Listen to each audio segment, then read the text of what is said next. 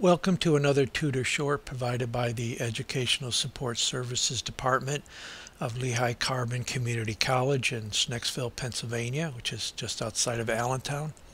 These videos review key learnings for the science courses provided here at L-Tri-C. And please remember that the Educational Support Services Department does provide walk-in tutoring 5 days a week. Let's run through some example problems with significant figures. We have three different types of situations I want to review here. First is scientific notation.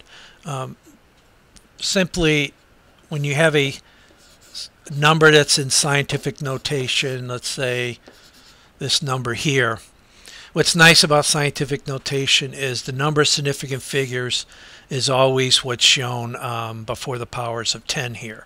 So this is 3 significant figures. If you see a number like, I'll even use 1.340, again this is a like a trailing 0 and a decimal. You account everything that's shown here is significant, so you would be 4 significant figures. So when you're using scientific notation, that's pretty straightforward.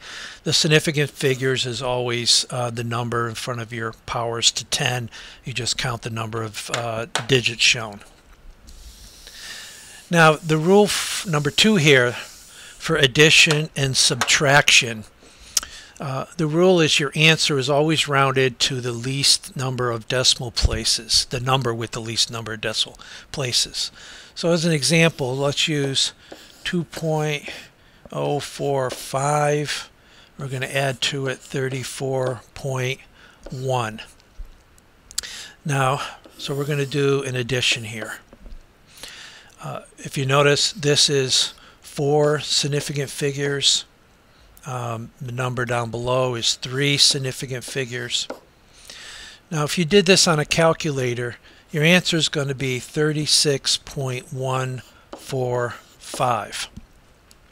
So your calculator will show that number.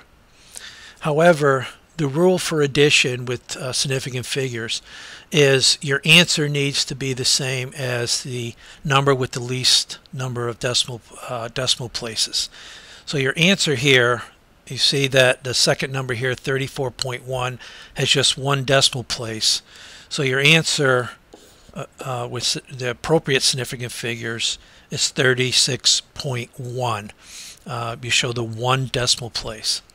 And the reason for this, a way to remember this rule, is you really don't know, this number 34.1, the measurement here only gave you to the 1 decimal point here, 1 decimal place. You don't really know what the next 2 are. So you don't know if actually when you added that 45 is correct or not, because there will be some digits here, you just couldn't measure them with the instrument you had. And that's why way some people will look at it, they'll draw a line. The number, your answer can only be the same number of decimal places in which both numbers, or if you have 5 numbers here added, all 5 of them have the same decimal place at that level. So that's another way to look that your answer needs to be 1 decimal place. Okay, now for the last rule, an example here, multiplication and division. Now you're going to, instead of consider the decimal places, you're looking at just significant figures. So as an example, let's take 24.65, which is 4 significant figures, and let's multiply that by 0.67, which is 2 significant figures. Now with a calculator, if you do this on a calculator, your answer is going to be 16.5155. So you see a lot of decimal places on the calculator. However, the rule is in multiplication division, your answer has to be rounded to the least number of significant figures for any of your numbers that are being multiplied or divided. In this case, the second number here, 0.67, that has the least number of significant figures at 2. So your answer, the answer now has to be in 2 significant figures, which you would end up rounding to 17. So your answer is only going to be with 2 significant figures. So you need to pay attention on both this rule 2 and 3. Addition, subtraction, multiplication, division. You have to pay attention to what you're doing and what the rule is.